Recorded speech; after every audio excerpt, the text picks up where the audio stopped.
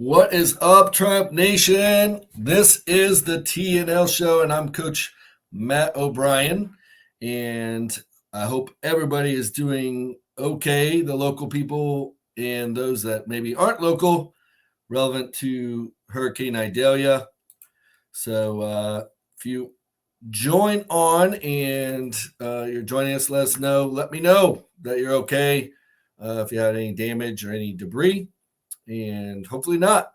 We lucked out, and things turned out all right with lots of debris and a little bit of minor damage to a canopy. So anyway, this is the TNL show. I don't know. Everybody's probably very distracted with the storm. We'll see if anybody joins, but I am going to rock and roll and make this happen. So looks like two people are on. Say hi and let me know your name. I'm using StreamYard, so you know the drill. I don't know who you are. It just says Facebook user, or if you're watching on your phone. So let me know if you're watching. And today, for the TNL show, we got some cool topics.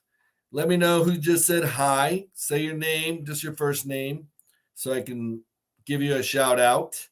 And we're going to talk about exogenous. We're going to talk about ketones in general, and we're also going to talk about the power of fasting. So a lot of people hear fasting and think, oh God, I can never do that. I'll starve to death.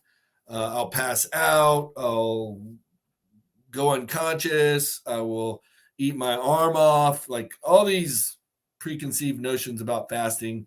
But there's all kinds of fasting, water only, extended fast, medical fast, fasting mimicking, intermittent fasting, time restricted feeding. A lot of terminology out there, so I know it can get a little confusing, but why would you want to fast anyway?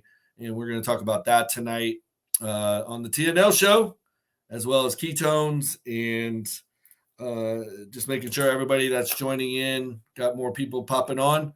Let me know your name, say hi, and put your name in the comments so I can see who's playing along tonight.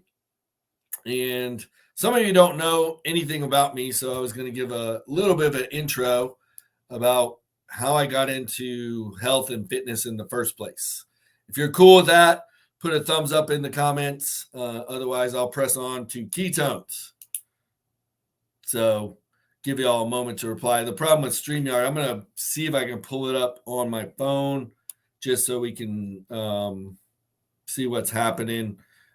Usually the phone will show the comments and questions much faster than the live. So let's see. We'll put on the comments trial. I'll zero the volume out. And there we go. So I'll monitor the comments while we go through, see if anybody else has popped up. Terry's on. What's up, my running queen? And this will be good for you. We're talking about fat-fueled performance with exogenous ketones. And I see Michelle's on. What's up, Michelle? She's already proclaimed she's going to crush the Summer Slim Down. And if anybody else is playing along on the Summer Slim Down, it's going to be fun. We're going to do our first coaching call tonight at 8 o'clock. For those that are already in, you should have received a notification.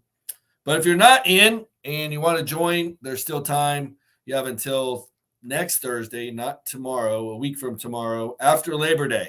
A lot of people are like, oh, Labor Day's coming. I don't want to do it.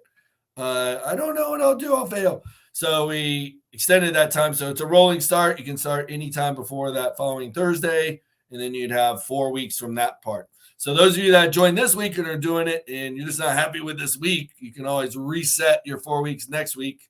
I'm cool with that. So it's just a 4-week start to finish, whatever 4 weeks you want to use, consecutive is how that works. But anyway, today we're going to jump in. I see Lindsay just jumped on, and Belinda. What's up, y'all?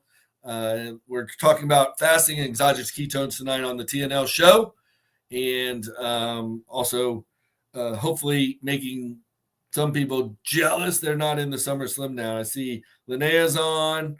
What's up, y'all? Hopefully everybody's okay in the storm. If you're brave and just want to let me know you're okay, just throw a thumbs up or all good in the comments, so I know everybody's doing okay. I love you guys. You're my family, and hopefully everything's all right. I know some of the low-lying areas got some flooding, and that can be just an insane nightmare. So hopefully all's good. Good job. Thanks, Linnea. She's safe.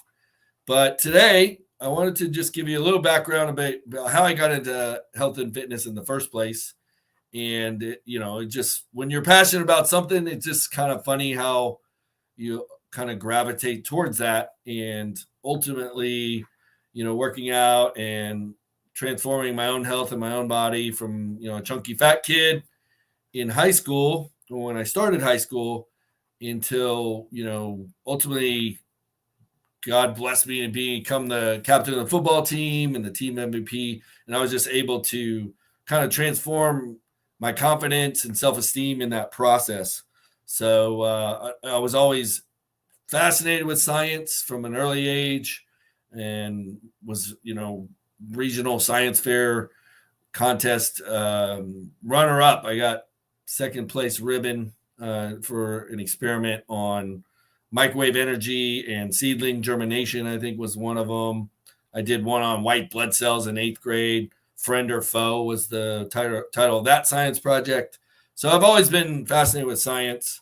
And so it's just a logical conclusion to channel that energy and the appreciation of that health transformation into the opportunity to help others. But it just didn't happen as a profession. I was in the Air Force, went to the Air Force Academy, and then had to have a job after that, serve my time. And I did that in hospital administration. But while I was doing that, I did some, bodybuilding shows and worked on myself and experimented, just fascinated with how you can use nutrition and training to kind of transform your physique, your body composition, and your body fat levels. So it's kind of a lot of self-experimentation, and won some trophies along the way, which was cool. But, in that process, it was like more and more people in the gym would be like, hey, can you help me with this? Can you answer this question? What do you think about that? So that prompted me to get my personal training certification. And then ultimately, when I got out of the Air Force and I was in New York City, which is insanely expensive, great place to visit, but not a great place to try to survive, on anything less than a 7-figure income. It takes almost, or high 6 figures. So even making low, just over 100K, I was scraping by and had to have roommates because there's such a high tax rate there. But anyway, to make ends meet, I started moonlighting as a personal trainer, not as the original goal. The original goal was just see if I liked it and was okay at it. And then obviously it helped pay the bills. And so before work every day, 5 a.m., 5:30 a.m., I go train some people. And then after work, I'd go from 5 to 8 and train more people. And then I would work out myself.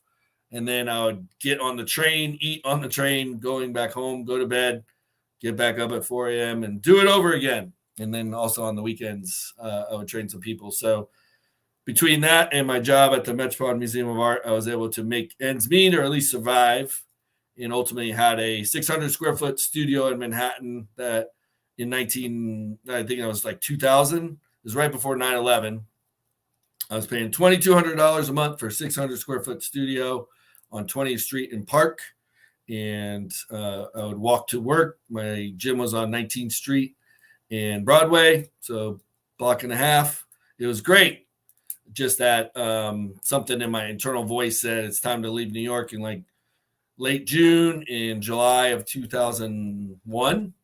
And, I just followed that voice. I left the town for a weekend just to make sure, went to North Carolina and decided, my internal voice is loud and clear, and I broke my lease. So one of the things I was doing at that time, one of my clients had me running his corporate apartment cleaning company, which I rebranded and did some cool stuff, but just was not my passion. And I won't get into all the details, but that office that I was working at, where my internal voice was knocking on my shoulder and tapping me on the shoulder, knocking me in the head was, what's up, Melanie? I see you joined.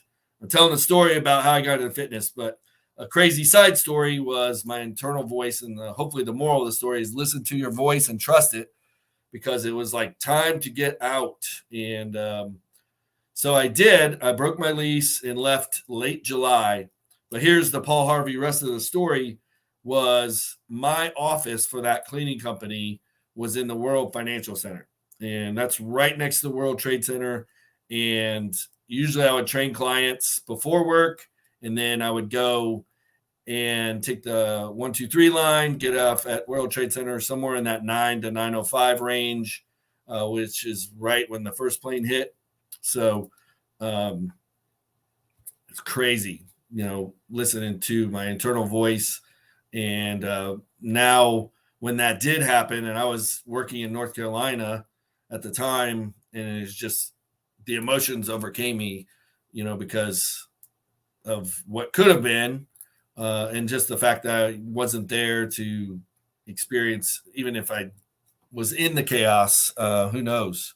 So grateful for that, and grateful that my internal voice was really loud and clear, and it was, despite my friends trying to convince me otherwise, I left New York, and one thing led to another, and then ultimately ended up in Tampa, Florida, and working for another company in personal training, and became one of the top trainers in their 55 location organization. And that was Lifestyle Family Fitness. And ultimately that got acquired by LA Fitness, which I like to call LA Fitless, not to put them down, but just seeing their organization from the inside made me realize that I didn't want to be a part of it. And so that's what prompted me to reestablish Triumph Fitness here in Largo. And the first location at Bardmore was born. But Triumph first started in New York City on 19th Street in 1998. So that's kind of the background and how I got into it, and have been insanely passionate about self-development and learning ever since. So that's a background for anybody that was ever curious on myself, and evolved as a trainer first, then a master trainer, and then got into nutrition, got my precision nutrition certification, and then studying science and supplements, in ultimately longevity and health and functional health, and how to screen for health and screen for longevity. And that's kind of how that lab list was born. For any of my clients, you know what I'm talking about. So that's how I got here. So let's talk about ketones. Who wants to learn about ketones? I'm going to talk about ketones and fasting, and I want you to play along. Who wants fasting first, and who wants ketones first? Put it in the comments. Let's go. Let me know what you're interested in, and we'll start fasting or ketones first. And they're kind of intertwined, interrelated in lots of ways. So I see one vote for fasting. I see it popped up, but I don't see it on my feed, or maybe I'm looking at it backwards. So, all right. Oh, I see it's transcribing my comments here. So we got one for fasting and one for ketones. Who's going to break the tie? Oh, we got fasting, ketones, fasting. 2 versus 2. So one tiebreaker, and I'm going. Whoever votes next, and you can't vote twice. And ketones wins. All right. So you fasting people, hang on. We'll get there. So ketones, our body can run on 3 different fuels.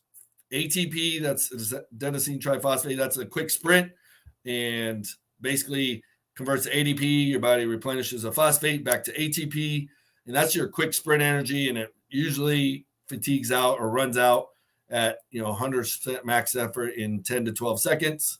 Then you have your oxidative system, and that's where oxygen helps burn our stored fat, and using that for energy. And then we have the glycolytic system, which is our glucose burning fuel. So what's happened in America is the standard American diet and processed foods that are generally high glycemic has converted us and killed our hybrid engines, where we can burn those three types of fuel: fat, sugar, and ATP.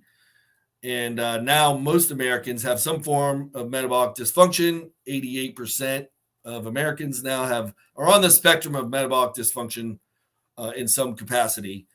And what does that mean? That just means your body has lost some or all of its ability to burn fat for fuel.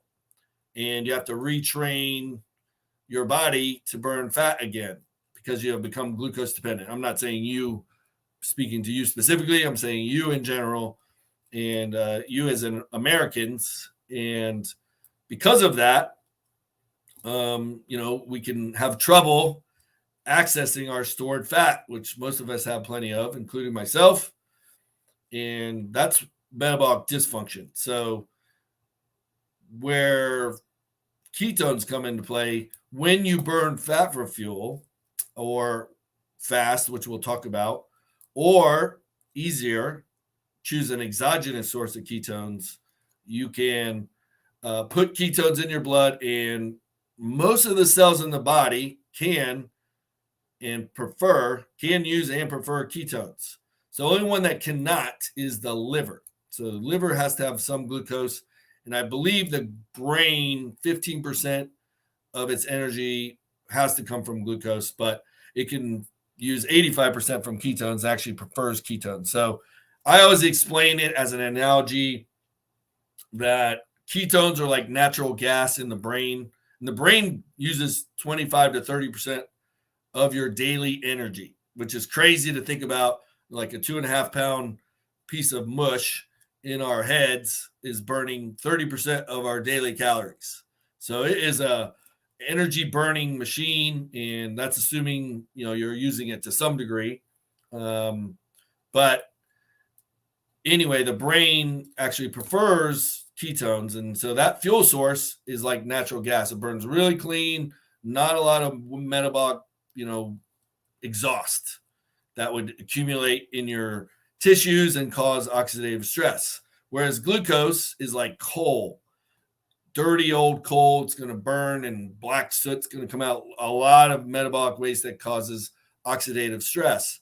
And they've determined that high blood glucose in the brain is correlated to Alzheimer's and diabetes. So if you want to keep your brain functioning well now and in the future, then it's important to have a balance and be metabolically functional. So that's why we want to always have the ability to burn both glucose and fat. So one of the criticisms, with the long-term studies of the keto diet, where you're not eating any glucose, is ultimately your body forgets how to burn glucose too.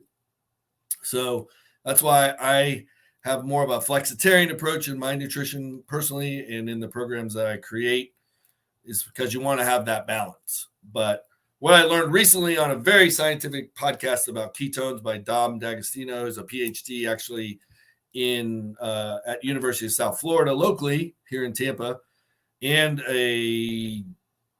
that his insane level of research ultimately led him down this path of the metabolism of cancer cells. And then he was kind of the one that broke the glass ceiling on cancer metabolism, and letting it know that cancer cells don't do well in a low sugar environment. They thrive in a high sugar environment. That's not all types of cancer, but definitely some forms of cancer. And how the keto diet now, or a low glycemic, low sugar diet, is being studied in multiple trials in combination with chemo. And some of the early results in phase 2 trials have shown that a low sugar keto type diet in combination with the most advanced chemo, you can use only 20% of the chemotherapy, the stuff that kills good cells and bad cells, but preferentially cancer cells.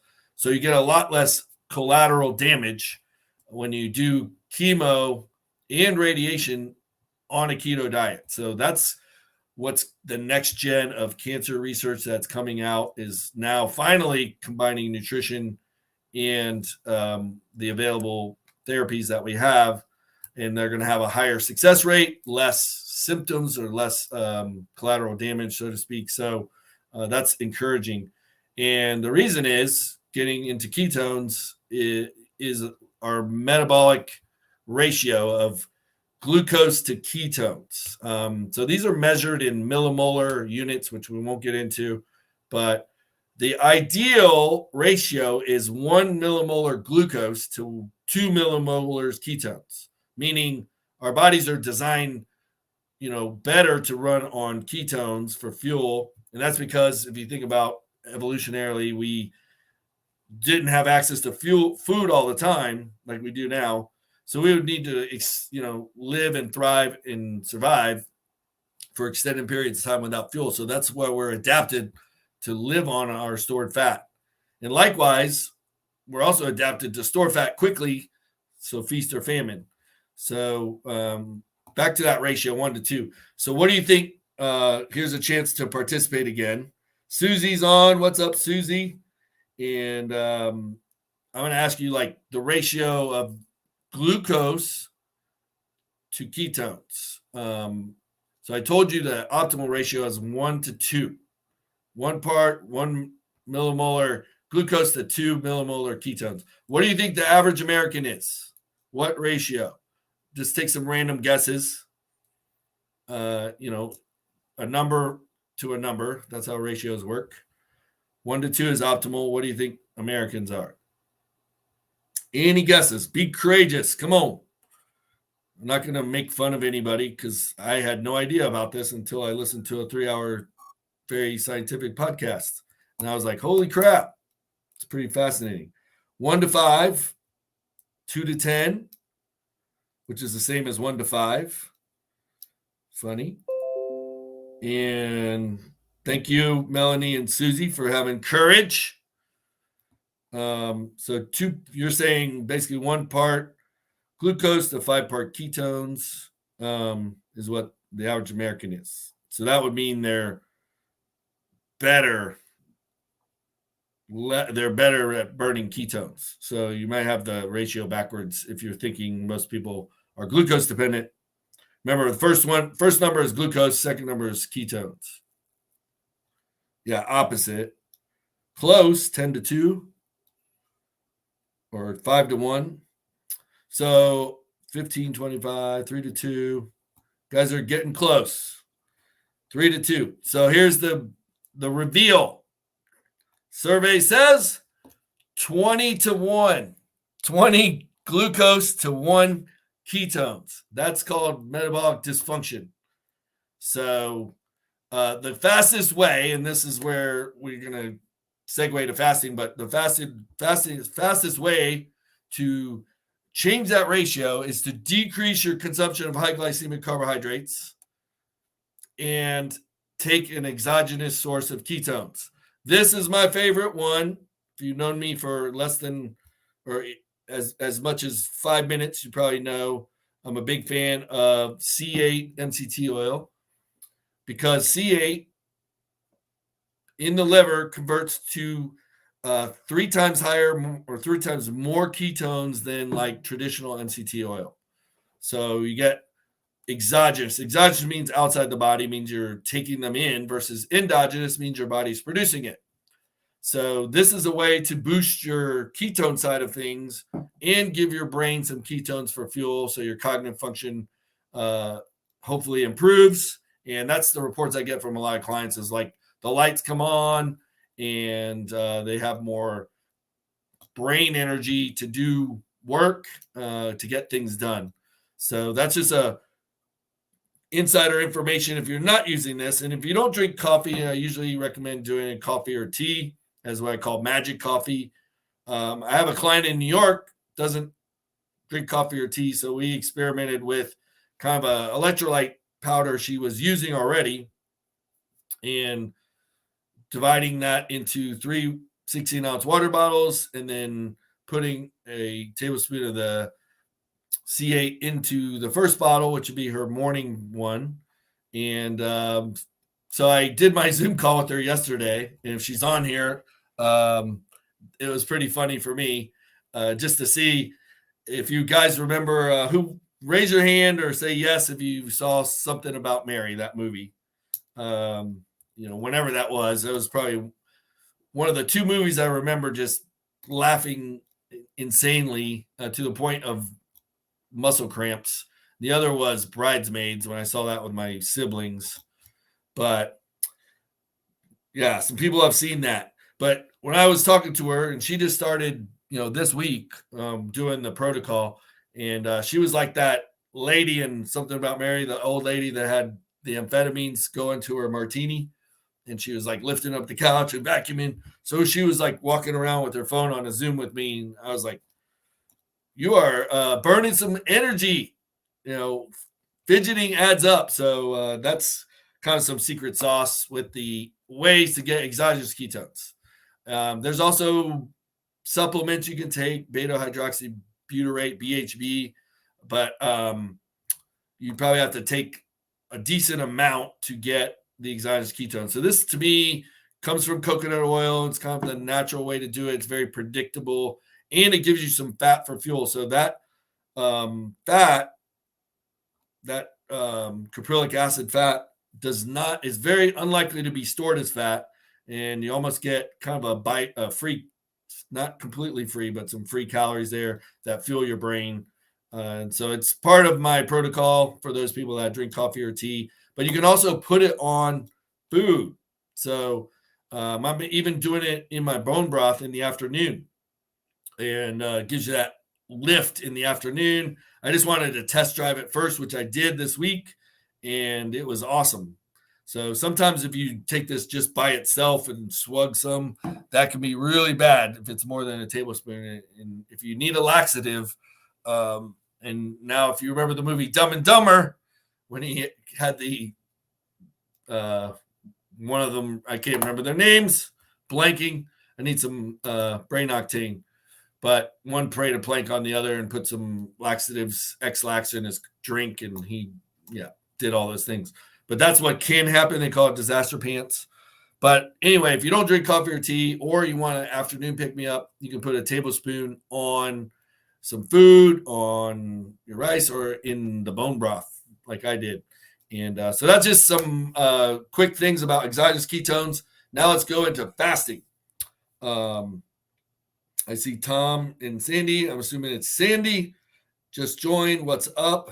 Welcome to the TNL show. We just talked about exogenous ketones, so check that out. And now we're going to transition to fasting. So the Cliff Notes 101 on fasting, the reason I studied it to begin with is mainly because of this thing called apoptosis, which is cell death. So as I was studying anti-aging and I was reading books about the telomere theory of aging, and when the telomeres on our DNA start to shorten, that cell's lifespan is quickly ending.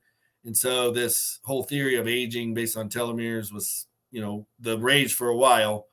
But eventually these cells become senescent or aged and start to not perform like they should. The DNA can mutate. And these are typically the cells that mutate into cancer cells.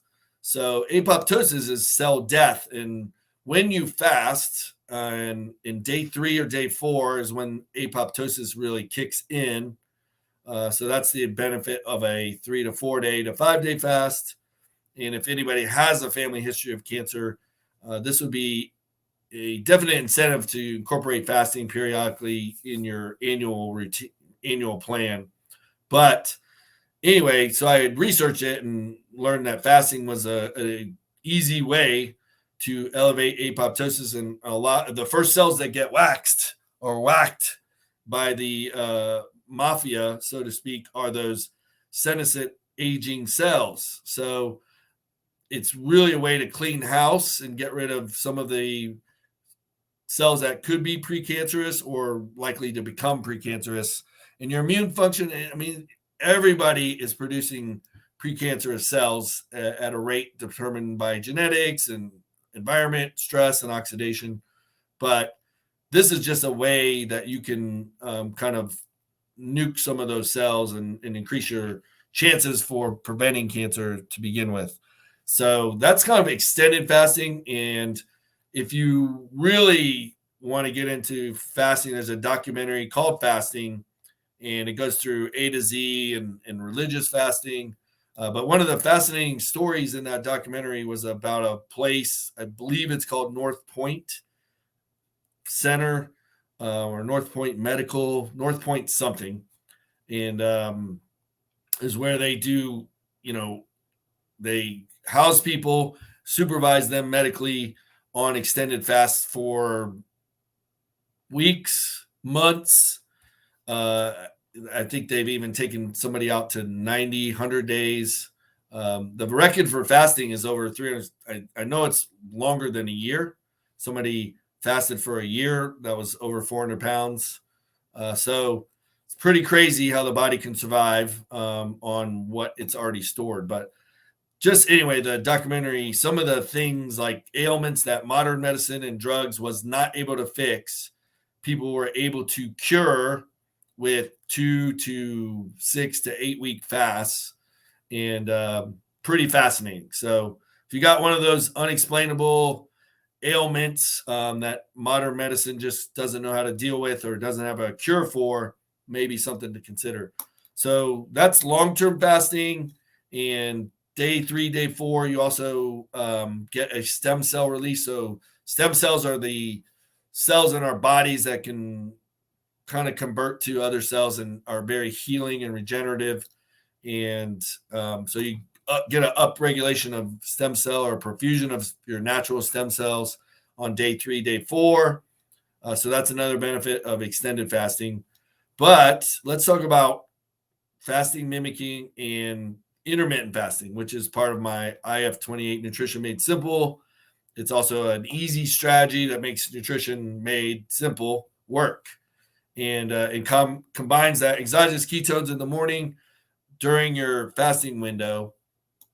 And I think it's intermittent fasting is, it could also be interpreted as like doing a 4-day fast every 3 or 4 months. That could also kind of be technically considered intermittent fasting. So there's been a little bit of a shift to avoid that confusion to calling it time restricted feeding or time restricted eating, which means you're just eating in a 6, 8, or 10-hour window or even 12-hour window each day, and then you're not eating in the remaining hours. So I think that logically makes a little bit more sense. But hi, Sandy. Ellen just joined. So we're talking about fasting and went through long-term, and then in intermittent fasting or time restricted feeding, you're really controlling insulin. And the benefit of doing that is the longer you can do that, out to 16 hours, the more your body has to say, oh crap, we need some energy, and it has to learn how to start burning fat for fuel again. And so by incorporating intermittent fasting, you are accelerating that conversion back to or towards an optimal glucose to ketone ratio, which I said is 1 to 2. So intermittent fasting can uptick autophagy. So that's another A word that fasting gurus talk about. And autophagy is basically taking out the garbage. All that cellular waste that our cells produce on a daily basis has to go somewhere, or it's just going to cause free radical damage. So a lot of people have heard of antioxidants and free radicals. So this is just some of the metabolic waste that is produced by our cells. And if it's not cleared out, it can become problematic. And kind of, if you think of when, like I believe it was in Los Angeles, the union trash removal, maybe it was New York City. If you know, let me know. When they went on strike and all the garbage started piling up and was not pretty. The city literally slowed down, and that's what happens in your body. So even intermittent fasting or time restricted feeding is going to upregulate autophagy and help your body clean out all that crap. So that's one advantage of short, intermittent fasting. The other among other advantages, is your digestive tract. From mouth to anus is an organ system, and it's really not considered inside our body because you can pass all the way through and it never gets inside your body. It's kind of a closed loop system from start to finish. But that system is it's a single cell layer, and it's pretty resilient at healing itself if it's given some time to do so. And that's probably the biggest benefit, I think, is if you even don't eat in a 12-hour window, that's almost enough time for the gut to kind of heal any inflammation from something you ate previously. And a lot of like IBS and diverticulitis and colitis and Crohn's disease and SIBO and all these things that are gut dysbiosis, these things that are happening more commonly today. Maybe it's just because they're more accurately diagnosed, but it's also just we're putting more and more inflammatory crap down our mouths and irritating our guts. So the advantage of not eating for 12 to 16 hours, the gut can heal itself. It gives it enough time to kind of regenerate, rejuvenate, and heal from some of that inflammation. And you want that because when the gut is inflamed, those cells spread out, and then more things can pass through the crap that you're eating into your bloodstream. When the gut is nice and tight, it's hard for only the things that should come through, those digested molecules, will pass through. There's definitely things that sneak through and jailbreak into your blood, but that's more into inflammation, which we're not going to talk about. So that's kind of a fasting and ketones in a nutshell. If you have any questions, diet for one day, what we miss on the apoptosis.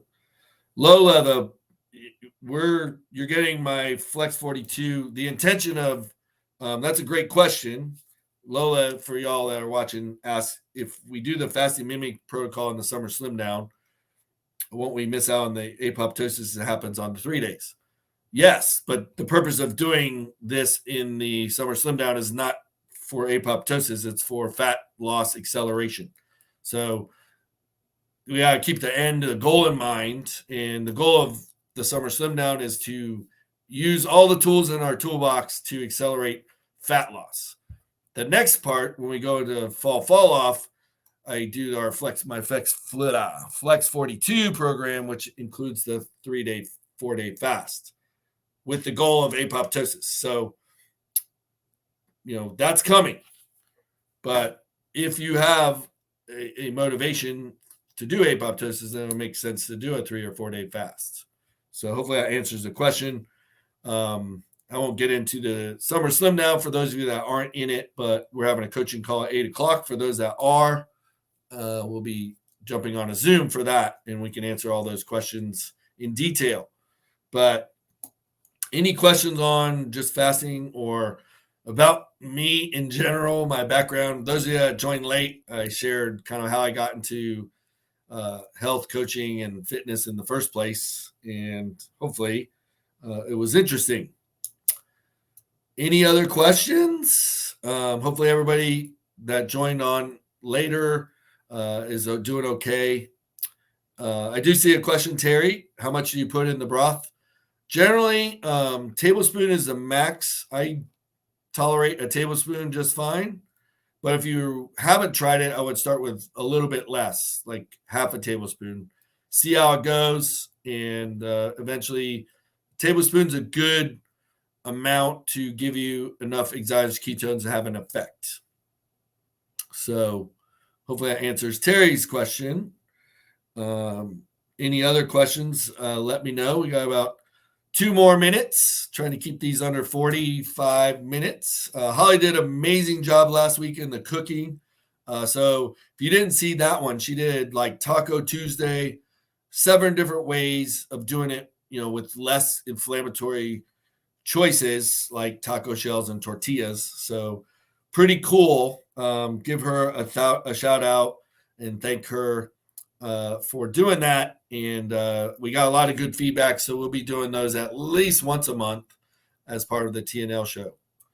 And then how long should you fast? Address that, in the sense of 3 to 5 days is enough to create the autophagy, apoptosis, and stem cell. So 4 to 5 days is kind of considered optimal fast. 3 is kind of the minimum.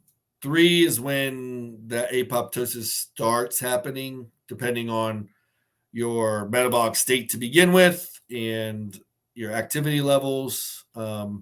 Speaking of long-term fasting, if somebody wants to try it, it's not a good idea. I've done it many times, and I've tried to do it with and without exercise. It's hard for me not to exercise, but when you do your normal type of intensity and duration of exercise, it's going to make appetite go up, and you're putting another stressor on your body. So the idea with the 3 to 4 day to 5 day fast is, low intensity activity is okay, but don't go trash yourself in the gym and create all this muscle damage. And then you're putting 2 stressors on the body at once. Low calorie is starving is a stressor. And then you're also destroying muscle cells. So that's 2 stressors, and that you're asking your body to do too much. So hopefully that answers your question. Depends on the goal of the fast, how long you should fast. But if you're talking about intermittent fasting, I think 12 to 16 hours is a good window of intermittent fasting, and then, eating in 8 to 12 hour window. So that's the TNL show for this week. Thanks for everybody that joined in. And those of you in the Summer Slim Down, will be jumping on that Zoom here at 8 o'clock. I'm going to send out a Live in 5 reminder with the link, and we'll have fun on that coaching call. And if you're not in the Summer Slim Down and you want to be, you have until next week. But just go to triumphfitness.com. You can see we spell Triumph with the Y, because the Y in Triumph is you. triumphfitness.com/Summer Slim Down. Just go to the tab. You'll see, if you're on your computer, there's a Summer Slim Down tab. If you're on your phone, it's on the 3-bar menu, and the link to join is right there.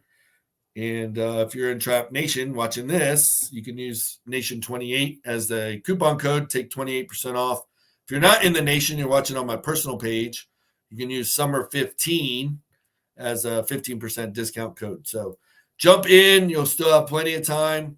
You can get through the Labor Day weekend and start afterwards. And those of you that are in, you can, if this week goes to hell in the handbasket and you want to reset and restart next week, you can. It's just 4 consecutive weeks that you're going to document. And I don't care if you do that starting this week or starting next week. So